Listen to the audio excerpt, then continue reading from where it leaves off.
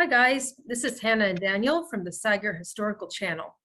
Today we're going to talk about how a common enemy can actually have a very positive influence on a threatened society. An example is the Arab threat that keeps Israeli society united with goals. Another modern example is the current situation with Ukraine and Russia and how NATO nations are coming together to unite against a common enemy. If you like hearing topics like this one, please push the like and subscribe button below. Like I was saying, we're going to talk about how a common enemy can really unite people. And this is because of our psychological need to attribute bad things to a specific reason. Enemies really give us a sense of control, and they allow us to understand why bad things happen. And make them feel more contained and controlled for us. So I wonder what you guys think about this. Please let us know in the comments below. And Mr. Wenzel, the floor is yours. Thank you. Hi everybody. Common enemy is a well-known factor in uniting societies. There's many examples in history.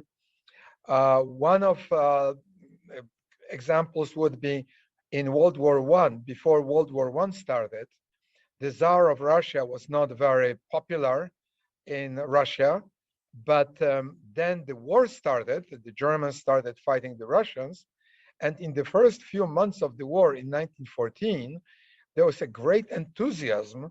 All the Russians were united around their beloved Tsar to fight the Germans.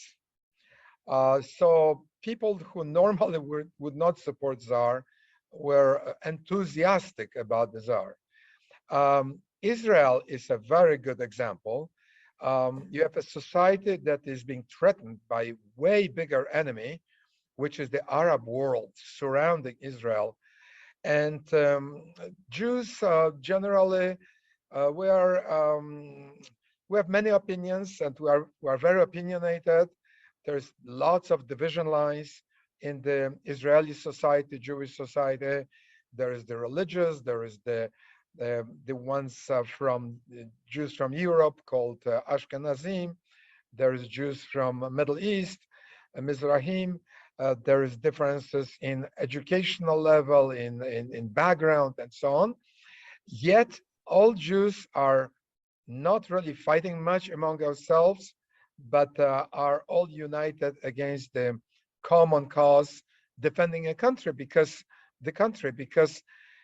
it's very clear that there's a powerful enemy that wants to destroy all the Jews. The left, the right, whoever they are, the Arabs would like to get rid of the Jews from the Middle East. As a united force. I'd like to just jump in too and say that in the military, you also have other, not just Jews, but other minority groups like Cherkessians and Druze, and actually a lot of Arab Israelis who serve in the military too. And they're all united against the common enemy outside, which would like to destroy the state. Yeah, the enemy would be, I just say, Arab in, this is a simplification, obviously. This is something that unites more along the religious lines. The Muslim extremists are driving that. So they are Arabs, obviously, were integrated with the Israeli society, who are working, are part of the Israeli economy. And those guys actually defend Israel because they defend a comfortable way of life that Israel provides.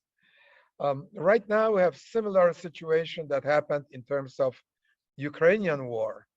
Russia, Europe wasn't that united. There was different forces tearing apart the European Union.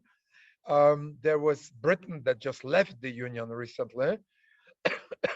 Germany that has its own agenda, how they see their role in the Union, basically as a leadership role. Other countries that try to tear it to their own advantage, like the Greeks, for example, who are just trying to get financial benefits and didn't care for anything else, and so on. Some countries just didn't even want to join the NATO within the common union. And suddenly there's the big Russian enemy. Russians attack Ukraine, a neighboring country that didn't threaten them at all, and they start doing horrific atrocities, murder people, execute, rape, just pillage, destroy whole cities.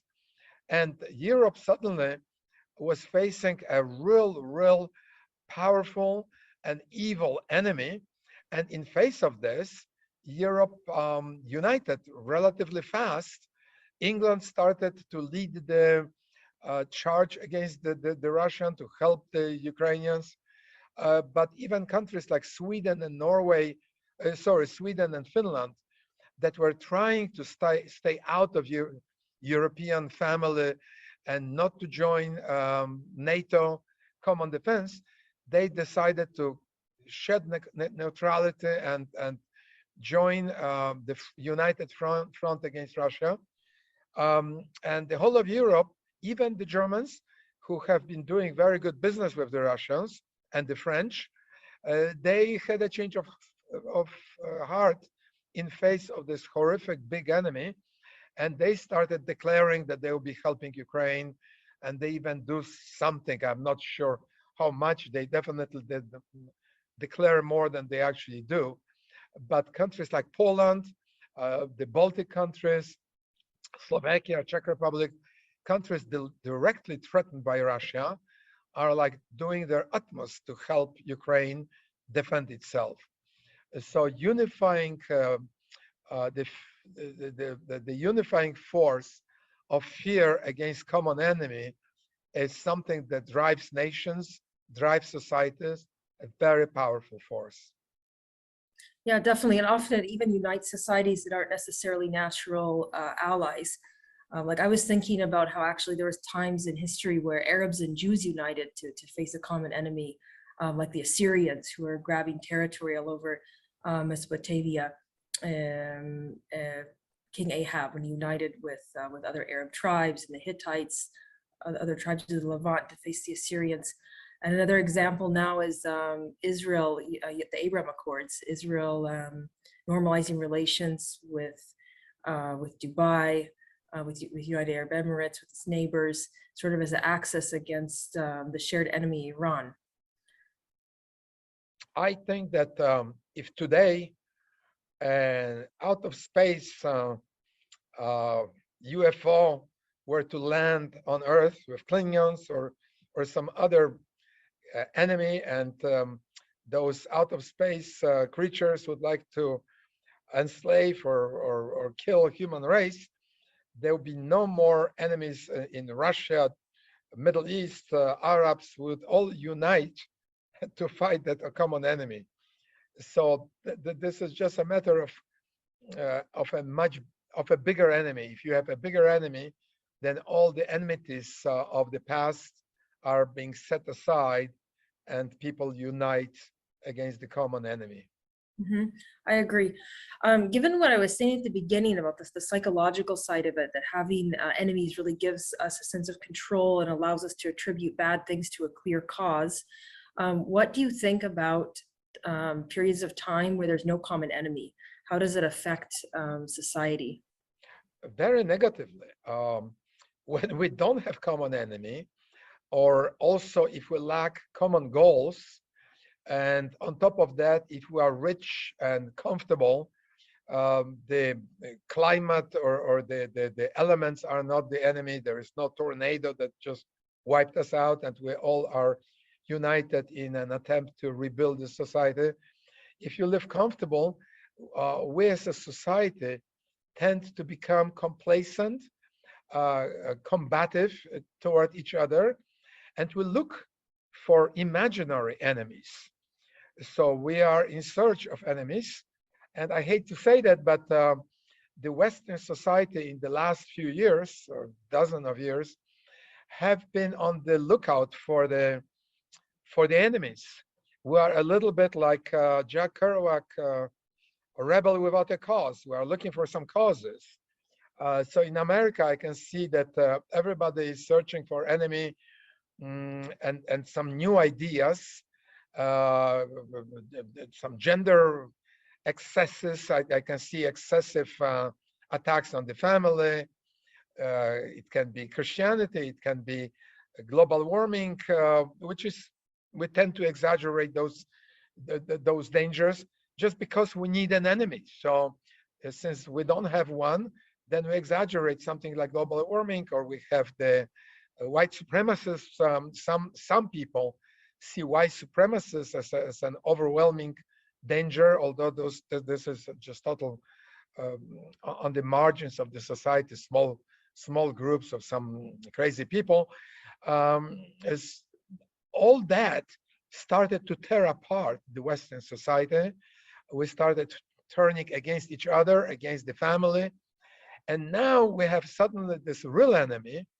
We have Russian army, Putin army that executes people, kills women, executes children, puts people, does horrific things, destroys, razes the whole cities. And now we kind of forget all this fight that maybe in 100 years there will be 1 centigrade higher temperature, maybe or maybe not. And we see we are united around the real common enemy, which is stopping Putin, because we know that if he destroys Ukraine and enslaves Ukrainians, he's not stopping at that. He's going after other countries. So, so all these imaginary enemies or exaggerated enemies, we are setting aside, and we are coalescing against common enemy, one enemy, which is the Russian aggression. Interesting. That's very interesting that people seem to have a need for a scapegoat and some bad force to attribute bad things in the world to. So thank you very much. When we don't have it, we just look for one. Yeah. We imagine one. Yes. Thanks everyone for joining us here, and I'm really curious to hear what you guys have to say about this. And if you'd like to hear more historic talks like this, please like and subscribe. Let us know what you think below, and we'll see you next time. Thank you very much. Thank you for the conversation. Bye-bye. Bye-bye.